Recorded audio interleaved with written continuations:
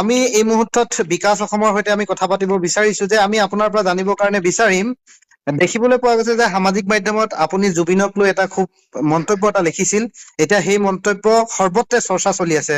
আচলতে এই গোটেই কথাখিনি অকনমান আমি আপোনাৰ পৰা জানিবৰ কাৰণে বিচাৰো।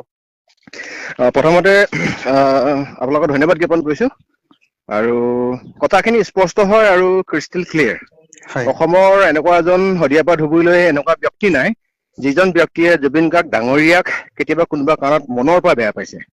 হয় গতিকে মনৰ পৰা ভাল পোৱা এজন আমাৰ শিল্পী হল জুবিন গাৰ্গ ডাঙৰীয়া। হয় কিন্তু কথাটো হ'ল এনেকুৱা ধৰণৰ যে ৰাজীৱ শদিয়া ডাঙৰীয়া নিচিনা এগৰাকী জাতীয়তাবাদী কণ্ঠশিল্পীক এনেকুৱা এটা বেয়া সময়ত জুবিন গাৰ্গ ডাঙৰীয়াই চিনি নাপাওঁ বুলি কোৱাটো অতিকৈ দুৰ্ভাগ্যজনক। হয় বিলাসীদিন অসমৰ মজিয়াৰ পৰা আপোনাক মই এটা কথা ক'ব বিচাৰিছো যে জাতিৰ কাৰণে যিখিনি মানুহে নিস্বাৰ্থভাৱে গান গায় তেওঁলোকে দিনে ৰাতিয়ে সকলোবিলাক কষ্টক পাহৰি কেৱল জাতিটোৰ কাৰণে কামখিনি কৰি আছে। হয় কিন্তু আমি দেখিছো এতিয়া এই মুহূৰ্তত যে আমাৰ এনেকুৱা ধৰণৰ কিবা কথা বতৰা লিখিলে এচাম ৰাং কুকুৰে আহি মানে ইয়াত চিঞৰ বাখৰ কৰেহি। মই মানে ইয়াৰ পৰা এটা কথা ক'ব বিচাৰিছো, যিখিনি মানুহে সঁচাকৈ যদি জুবিন গাৰ্গ ডাঙৰীয়াক মনে প্ৰাণে ভাল পায়, কিয় জুবিন গাৰ্গ ডাঙৰীয়া আৰু 2টা দিন ভালকে জীয়াই থাকক বুলি তেওঁৰ যিবিলাক আপোনাৰ ফ্ৰেণ্ড ফলোৱাৰ্ছ থাকে তেওঁলোকে আহি পেলাই নকয়। আপুনি জোখতকৈ বেছিকৈ মদ্যপান কৰে, যিটো বস্তুৱে আপোনাক শেষ কৰি নিছে।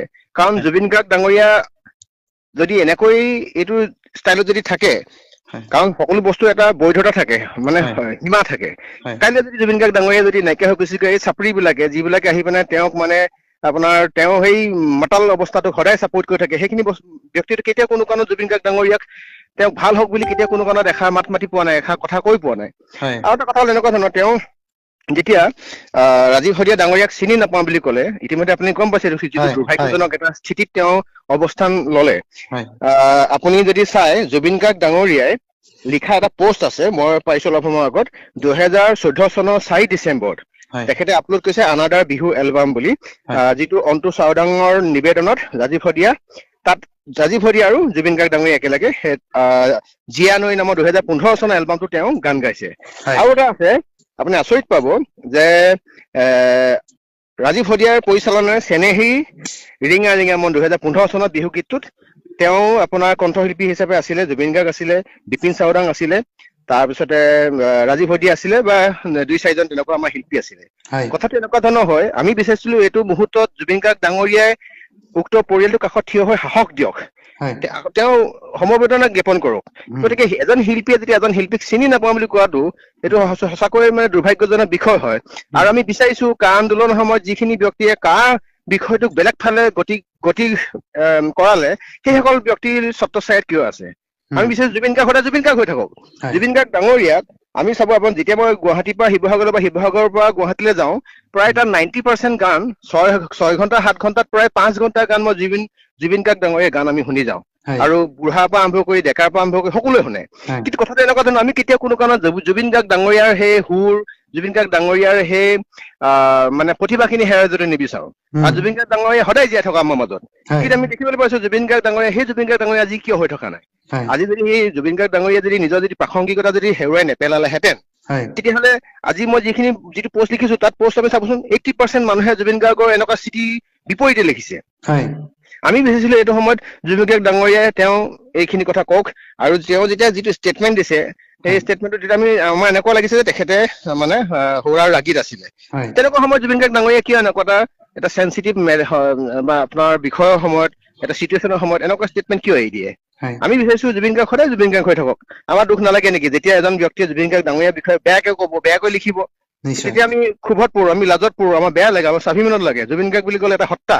হয় গতিকে আকৌ এজন জুবিন গাৰ্গটো জন্ম হোৱা নাই, গতিকে সেই জুবিন গাৰ্গজন সদায় জীয়াই থকাটো বিচাৰিছো। হয় তেওঁ যদি আৰু সকলো ক্ষেত্ৰতে তেওঁ ইচ্ছাতে সকলোবিলাক কথা কৈ দিব, এইটোতো কাৰণ জুবিন গাৰ্গ ডাঙৰীয়া, মই এজন সাংঘাতিক ধৰণৰ এজন অনুৰাগী। কিন্তু হয় সেইবুলি এইটো নহয় যে জুবিন গাৰ্গ ডাঙৰীয়াই যি কব তাকে হৈ যাব, বগাক কোলা কব, কোলাক বগা কব, সেইটোতো কেতিয়াও হ'ব নোৱাৰে। এটা কথা মই জানিবৰ কাৰণে বিচাৰিম, আপুনি কিন্তু আপোনাৰ কলমত আচলতে এটা কথা, যিটো 3 নম্বৰ শাৰীতে আপুনি লিখিছে যে নিজেই নিজৰ কবৰ খান্দিলি ককাই, আচলতে এই শব্দটো লিখিবৰ কাৰণে আচলতে আপুনি ইমান আচলতে কেনেকৈ সাহস হ'ল যে আপুনি এজন ভাল পোৱা শিল্পী বা গায়ক আপুনি যদি গায়কেই কওক বা শিল্পীয়ে কওক, এই কথাখিনি আচলতে যোনে জুবিন গাৰ্গৰ 5 ঘণ্টা ধৰি গানেই শুনে 6 ঘণ্টাৰ ভিতৰত, গতিকে এই কথাখিনি লিখোতে আপোনাৰ আচলতে কেতিয়াবা আপুনি অনুতপ্ত হৈছিল নে যে এই কথাখিনি লিখাৰ আগত? এতিয়া চাওক, এটা কথা এনেকুৱা নহয়, যাক আপুনি ভাল পায় মনে প্ৰাণে তেখেতে কৰা ভুলটোক আপুনি আঙুলি দিবৰ কাৰণে আপুনি সদায় প্ৰস্তুত থাকিব। সেই লাইনটোৰ পৰা জুবিন গাৰ্গ ডাঙৰীয়ে জনাটো দৰকাৰ যে আপুনি অত্যাধিক তেখেতে মদ্যপান কৰিলে, অত্যাধিক এনেকুৱা ধৰণৰ মানুহৰ যদি কটু সমালোচনা তেওঁ যদি সদায় পাত্ৰ হৈ থাকে, ৰাইজৰ যদি আশীৰ্বাদ হেৰুৱায়, যদি হাও ৰাইজৰ পৰা খাবলগীয়া হয়, সেইজন মানুহটো কেতিয়া কোনো কাৰণত তেওঁ সুস্থিৰে জীয়াই থাকিব নোৱাৰে। গতিকে এজন ব্যক্তিয়ে বেয়া চাইডে ধাৱমান হৈছে, সেই বিষয়টোক আমি বিচাৰিছো কি জুবিন গাৰ্গ ডাঙৰীয়ে নিজে বুজক, জুবিন গাৰ্গ ডাঙৰীয়ে নিজে নিজক মানে আজি চিনিবলৈ শিকক যে আমাৰ অসমৰ এটা ধ্ৰুৱ তৰা, অসমৰ এটা সত্তা, য'ত জুবিন গাৰ্গ ডাঙৰীয়া এষাৰ কথা ক'লে বেদবাক্য নিচিনাকে গোটেই পৃথিৱীত বিয়পি পৰে। তেখেতক লাখ লাখ আপোনাৰ কি কয় যুৱ প্ৰজন্ম অনুৰাগী আছে। যুৱ প্ৰজন্মই কি বিচাৰে? তেওঁ যদি কাইলৈ যদি কৈ দিয়ে বোলে ডেকাসকল কেতিয়াও কোনো কাৰণত এনেকুৱা বেয়া পথ নলবি, তহঁতে এনেকুৱা ভুল নকৰিবি, মদ পানী নাখাবি, মই বিচাৰো 100% বদলি নহ'ব পাৰে, 10% হ'লেও বদলি হৈ যাব। জুবিন গাৰ্গ ডাঙৰীয়াক মানে পাগলৰ দৰে ভাল পায় কাৰণে মই বিচাৰিছো। গতিকে আজি জুবিন গাৰ্গ ডাঙৰীয়া কাইলৈ ধ্বংস হৈ যায় মানে আমাৰ আপোনাৰ মোৰ লোকচান নহয় জানো? সকলোৱে লোকচান। গতিকে যিজন জুবিন গাৰ্গে আপোনাৰ ৰাষ্ট্ৰীয় পৰ্যায়ত ভালদৰে থাকক। যেতিয়া জুবিন গাৰ্গ ডাঙৰীয়া আপোনাৰ হেৰিয়াত কি কয় অসুস্থ হৈছিলে, যেতিয়া তেওঁ চিকিৎসালয়ত ভৰ্তি হৈছিলে, তেখেতৰ কাৰণে লাখ লাখ কোটি কোটি অনুৰাগীয়ে প্ৰাৰ্থনা কৰিছিলে তেখেত সোনকালে সুস্থ হওক। আমি বিচাৰো নেকি কেতিয়াবা কিবা কাৰণত জুবিন গাৰ্গ ডাঙৰীয়া আমাৰ মাজৰ পৰা হেৰাই গুচি যাওক? ৰাজীৱ শদিয়া ডাঙৰীয়া ইতিমধ্যে গুচি যোৱাৰ কাৰণে আমাৰ এটা বৃহৎ ক্ষতি, জাতীয় জীৱনৰ কাৰণে সাংঘাতিক ক্ষতি। বিশেষকৈ বিলাসিতা অসমে ৰাজীৱ শদিয়া ডাঙৰীয়াক উলিয়াই আনিছিলে, যিখিনি ইতিমধ্যে তেওঁ প্ৰতিভা, যিখিনি বিভিন্ন ধৰণৰ অনুষ্ঠান বিলাসিতা অসমৰ প্ৰত্যেকটো অনুষ্ঠানত আমি তেখেতক সুবিধা দিছিলো। কাৰণ আমি এটা কাৰণে বিচাৰিছিলো যে এই জাতি মাটিৰ কাৰণে গান গোৱা এনেকুৱা এজন আকৌ বীৰ পুৰুষ, এনেকুৱা এজন আকৌ ত্যাগী শিল্পী জন্ম হোৱাটো এটা সাংঘাতিক এটা বিশেষ বিষয়।